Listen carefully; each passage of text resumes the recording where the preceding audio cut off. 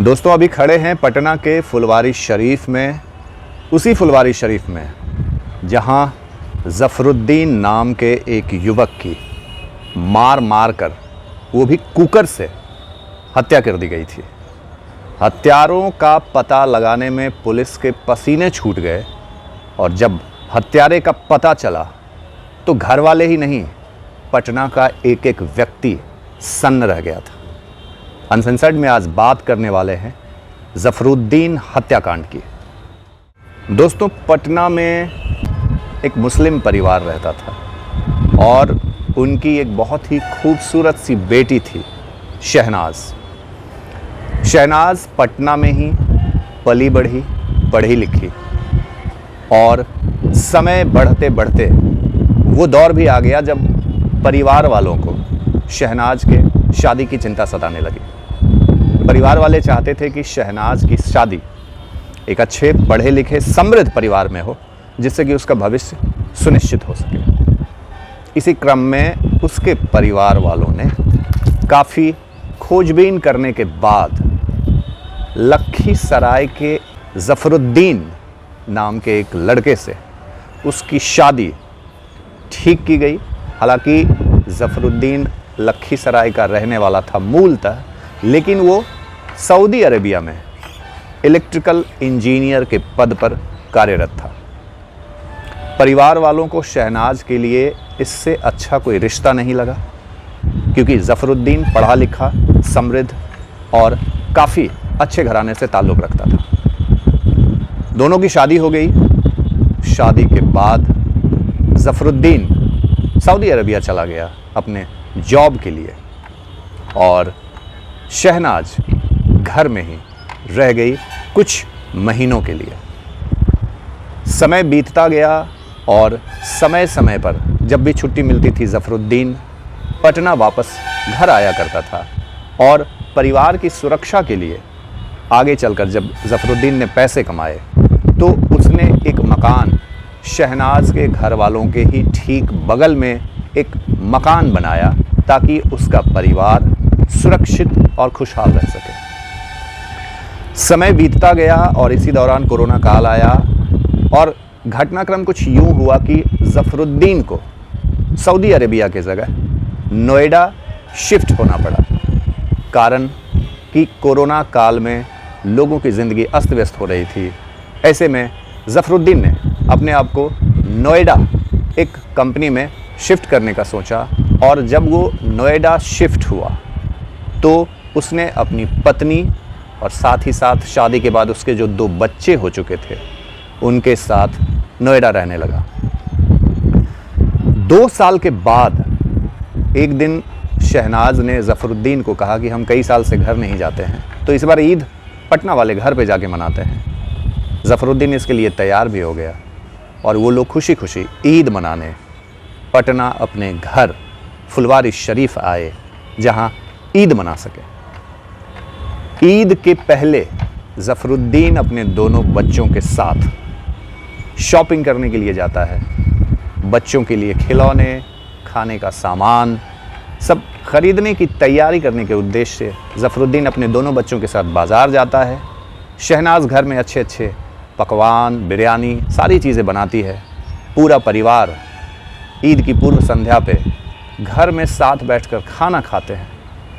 रात में परिवार खाकर सो जाता है और अगली सुबह जब ज़फ़रुद्दीन का बेटा उठकर अपने घर के डाइनिंग हॉल में आता है तो वो पाता है कि उसके पिता ज़फ़रुद्दीन फर्श पे गिरा है, खून से लथपथ है और उसकी किसी ने हत्या कर दी है। लाश के ठीक बगल में एक कुकर रखा हुआ था जो कि पूरी तरह से खून से लथपथ था। आनन फानन में पुलिस को खबर की गई। पुलिस ने अपनी तफ्तीश शुरू की। तफ्तीश के दौरान जब पूछताछ हुई तो शहनाज ने बताया कि रात के 2-3 बजे 2 लोग घर आए। उन्होंने चोरी के इरादे से उन पे वार किया और इस छीना झपटी में वो बेहोश हो गई और उसके पति की उन लोगों ने हत्या कर दी। पुलिस ने जब जांच आगे बढ़ाई तो पता चला कि चोरी के उद्देश्य से जो हमला किया गया उसमें घर से कोई भी सामान गायब नहीं था सिवाय शहनाज के एक गले के चेन के। पुलिस को यहाँ पर शक होता है कि यह हत्या चोरी के उद्देश्य से नहीं बल्कि किसी और उद्देश्य से की गई है और पुलिस ने अपनी तफ्तीश दूसरी दिशा में बढ़ाया। जैसे जैसे पुलिस वालों ने शहनाज, उसके घर वालों, उसके आस पड़ोस के लोगों से पूछताछ आगे बढ़ाई, वैसे वैसे अलग अलग सुराग पुलिस को मिलने लगे। पता चला कि शहनाज स्कूली दिनों में कमाल नाम के एक लड़के से प्यार करती थी और उन दोनों का प्यार पूरा मोहल्ला, पूरा शहर जानता था। जब और तफ्तीश की गई तो पता चला कि कमाल और शहनाज एक ही स्कूल में चाइल्डहुड से साथ पढ़ते थे। उनकी दोस्ती आगे चलकर प्यार में बदल गई और जिस स्कूल में वो पढ़ते थे उसमें भी वो अपने प्यार का इजहार खुल्लम खुल्ला करते थे। ऐसा भी कहा जाता है कि कई बार स्कूल प्रशासन ने उन दोनों के परिवार को बुलाकर आगाह किया कि ये स्कूल में खुल्लम खुल्ला इस तरह से घूम रहे हैं जिसकी वजह से दूसरे छात्रों पर बुरा प्रभाव पड़ रहा है। बावजूद उनके हरकतों पे कोई लगाम नहीं लगा जिसके कारण स्कूल से उन दोनों को सस्पेंड भी कर दिया गया। लेकिन जब उनका एडमिशन दूसरे स्कूल में हुआ तो उनके संबंध उसी तरह से बने रहे। परिवार वालों को जब चिंता हुई तो उसने सोचा कि उसकी अब शादी कर देनी चाहिए, क्योंकि कमाल एक बहुत ही गरीब परिवार से ताल्लुक़ रखता था। इसलिए शहनाज का परिवार कमाल से उसकी शादी को तैयार नहीं थे। परिवार वालों ने आनन फानन में लड़का ढूंढा और वो लड़का था ज़फ़रुद्दीन। शादी कर दी गई और जब शादी हो गई तो जैसा कि आप जानते हैं, शादी के 2 साल बाद 2 बच्चे होने के बावजूद ज़फ़रुद्दीन की ईद की पूर्व संध्या पे हत्या कर दी गई। जब पुलिस का शक गहरा होता गया और उन्हें लगने लगा इस हत्याकांड में शहनाज शामिल है, कड़ी पूछताछ के बाद शहनाज ने एक एक कर सारा राज उगल दिया। शहनाज ने बताया कि वो कमाल से लगातार संपर्क में थी। शादी के बाद भी वो कमाल से संपर्क में थी। जब ज़फ़रुद्दीन सऊदी अरेबिया चला जाता था तो कमाल अक्सर उसके घर आता था। इतना ही नहीं, अपने दोनों बच्चों को वो अब्बू कहलवाती थी। कमाल को अपने दोनों बच्चों से वो अब्बू कहलवाती थी, जबकि उनका अब्बू सऊदी अरेबिया में काम कर रहा होता है। ये भी कहा जाता है कि कई बार फ़ोन पे इस बात को लेकर दोनों के बीच तीखी बहस भी हुई। छुट्टी लेकर ज़फ़रुद्दीन हिंदुस्तान आया, उसे समझाया, लेकिन जब असर होता नहीं दिखा तो ज़फ़रुद्दीन ने कोरोना काल के दौरान अपनी शिफ्टिंग नोएडा करवा ली और नोएडा में जब दोनों एक साथ रहने लगे तो ज़फ़रुद्दीन को ऐसा लग रहा था कि वो कमाल को भूल चुकी हो। लेकिन ज़फ़रुद्दीन ने जो मोबाइल शहनाज को दिया था उससे एक अलग मोबाइल कमाल ने शहनाज को दे रखा था, जिससे वो लगातार कमाल के संपर्क में थी। और ईद के अवसर पर पटना आने के दौरान इन दोनों ने मिलकर इस हत्याकांड की प्लानिंग की। ये भी कहते हैं कि इस हत्या के पहले इन दोनों ने कई क्राइम सीरीज़ देखी, हत्या करने के तौर तरीक़ों को देखा और उन्होंने डिसाइड किया कि बंदूक या चाकू की बजाय हम अगर किसी और चीज़ का इस्तेमाल करें तो चुपचाप से ये काम हो जाएगा।